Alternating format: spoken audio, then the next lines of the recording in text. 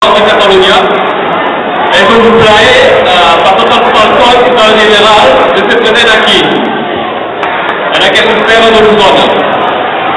Un any després de la trobada que hem celebrat a casa nostra, a Perpinyà, hem pogut avui tornar a veure amics i companys de tota l'escola de balcons de Catalunya.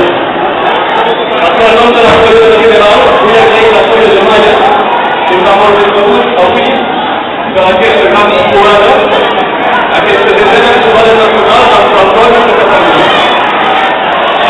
La nostra presència avui en aquesta trobada nacional de tot Catalunya i nosaltres com a catalans del nord em sembla molt important.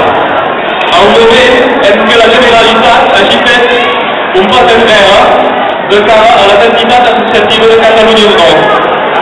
De què vull parlar?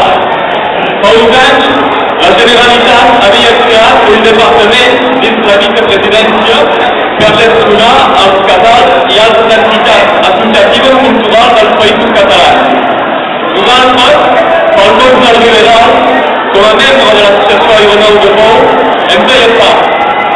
Però fa una setmana hem fet amb sorpresa que participava les entitats catalanes del nord, com la nostra, dependrien d'un departament de les comunitats catalanes de l'exterior.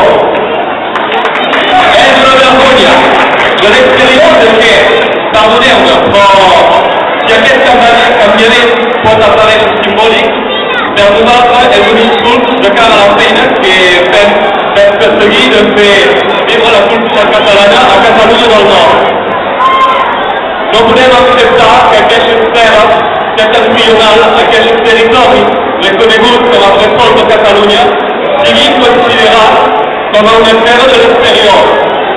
Si de moment Catalunya Nord es troba en l'administració francesa, la Generalitat de Catalunya no ha de prendre l'idea que, per exemple, un territori català hi faci un lloc de l'exterior. Nosaltres fem part d'una associació cubana. A més, totes les activitats que hi fem, que sigui balcons, castells o correfocs, fan totes part de les Federacions Nacionals de Catalunya. Som pas catalans de segona zona, sinó catalans de plens drets, com tots nosaltres. I per tot això necessitarem el vostre suport per un